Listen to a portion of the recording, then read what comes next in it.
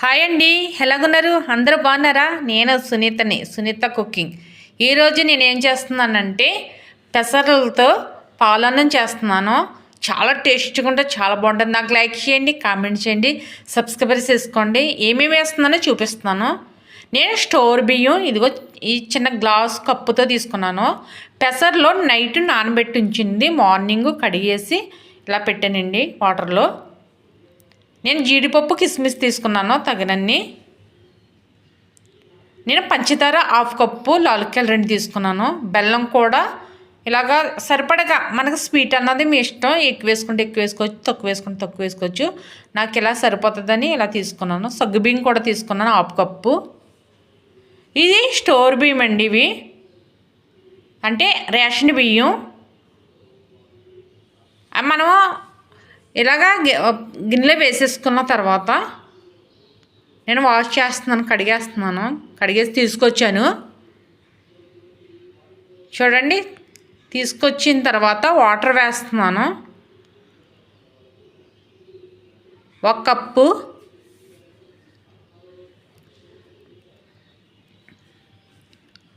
మూడు కప్పులు వాటర్ వేసాను.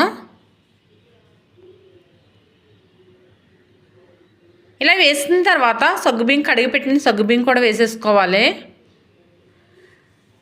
పెసర్లో నైట్ నానబెట్టుకోవాలి. 1 కప్పు ఇది ఈ కప్పుతో తీసుకున్నాను, అంటే నానే కదా, అందుకని ఎక్కువ అవ్వాయి పెసర్లో.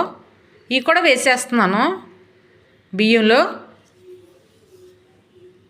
ఇవి నైట్ నానబెట్టుకోవాలండి. మనం నైట్ నానబెట్టుకోకపోతే మార్నింగ్ నానబెట్టుకుంటే అసలు చూడండి ఎంత మెత్తగా అవ్వాయో. మనం రైస్తో పాటు మనకు చక్కగా ఉడుకుతాయి. లేదంటే అలాగే వేసుకుంటే అసలు ఉడకవు. మనకి పెసర్లు అనేది చాలా టేస్ట్గా ఉంటుంది. పెసర్లు అనేది కొంచెం కఫం తగ్గుతుంది.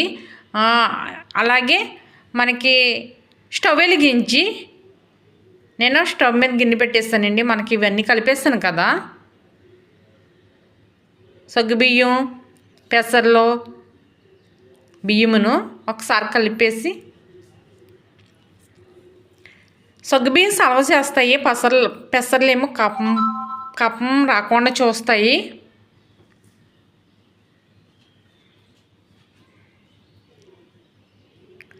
చూసాను, పొంగు వస్తుంది. పైన ఇలా పొంగు తీసేసుకోవాలి.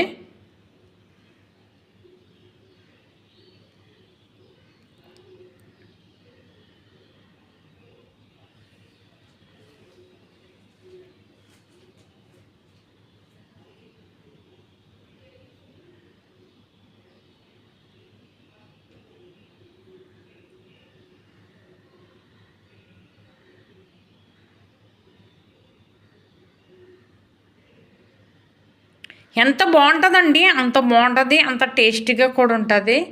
చూడండి, ఉడుకుతుంది. బియ్యం పెసర్లు కూడా ఉడుకుతున్నాయి.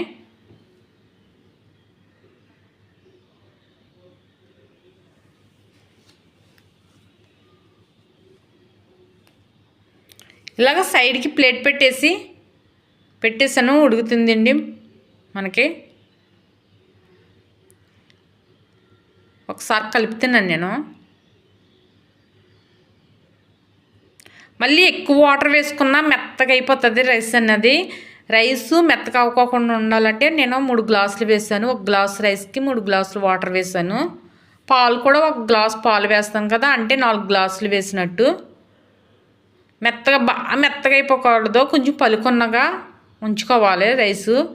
నేను సిద్ధగొట్టిన లాలుక్కాయలు, పంచదార కూడా వేసాను. బెల్లం ఇలాగే వేసేస్తున్నాను. ఇది ఉడికేలోగా ఇది కరిగిపోతుంది బెల్లం అన్నది.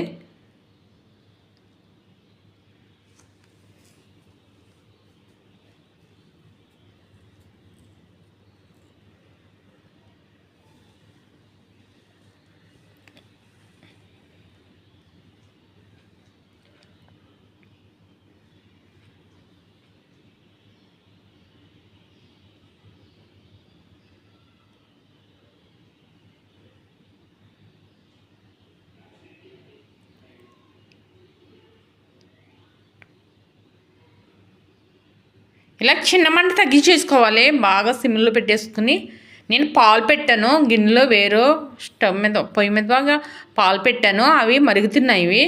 ఇలాగే ప్రాసెస్ అవుతుంది.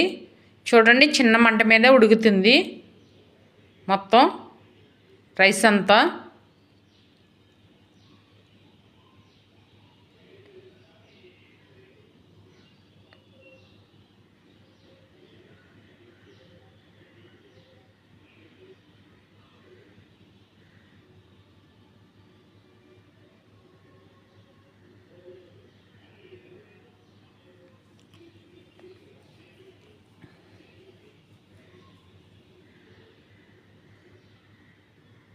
మనం ఇప్పుడు పాలు వేసేస్తున్నాను నేను.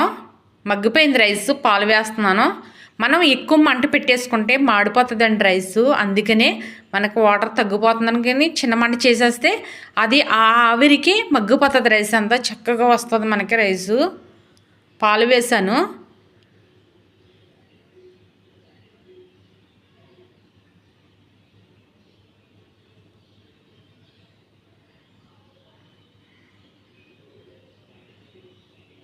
ఆల్రెడీ పాలు మరిగిపోయిన పాలే ఇవి.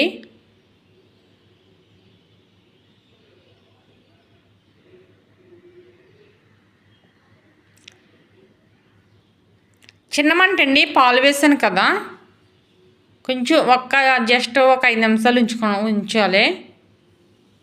2 మినిట్ 5 మినిట్ ఉంచుకుంటే బాగుంటుంది.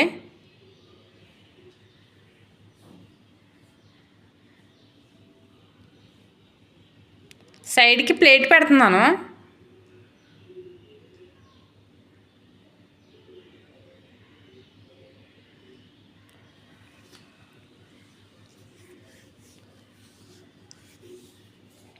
అయిపోయింది, కట్టేసాను. తర్వాత వేరే కళాయి పెట్టి నెయ్యి వేస్తున్నాను, స్పూను నెయ్యి.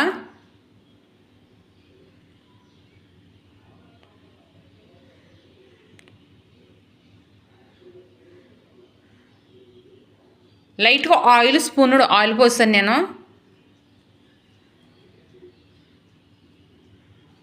ప్లేట్ తీసుకున్నాను. ప్లేట్ ఇలా పెట్టి పెసరలతో పాలన్నం ఈ ప్లేట్లో వేస్తున్నాను.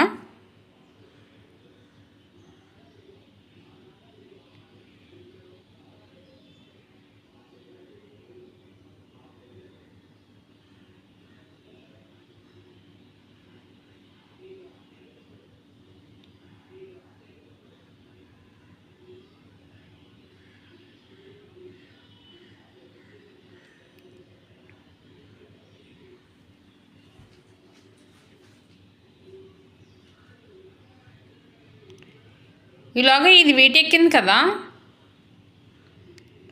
నేను ఎండు కొబ్బరి తీసుకున్నాను. లైట్గా ఎండు కొబ్బరి చిన్న చిన్న ముక్కలు కట్ చేసి లైట్గా వేగనిచ్చుకోవాలి.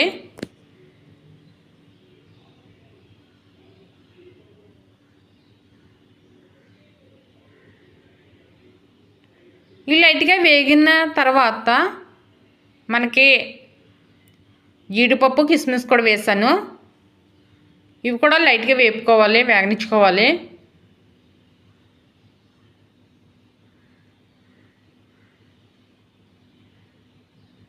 ఒకసారి ట్రై చేయండి, చాలా టేస్ట్గా ఉంటుంది, చాలా బాగుంటుంది.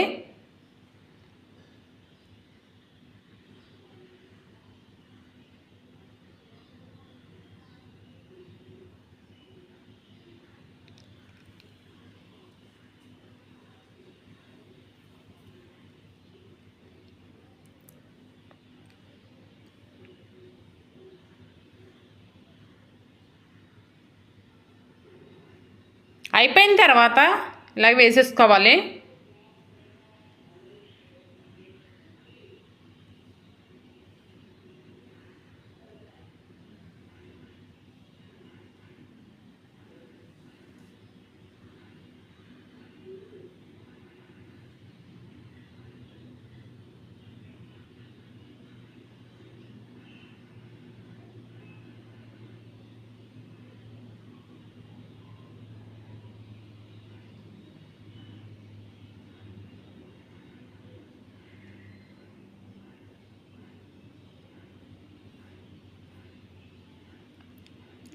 టేస్ట్ చేస్తున్నాను.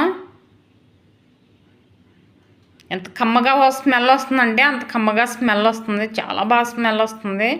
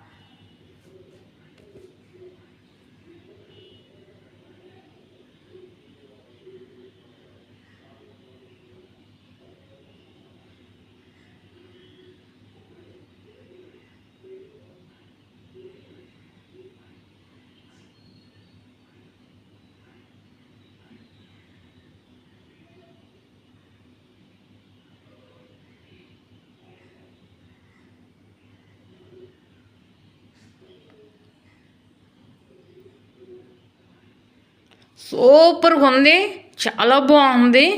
ఎంత బాగుందంటే అంత బాగుంది.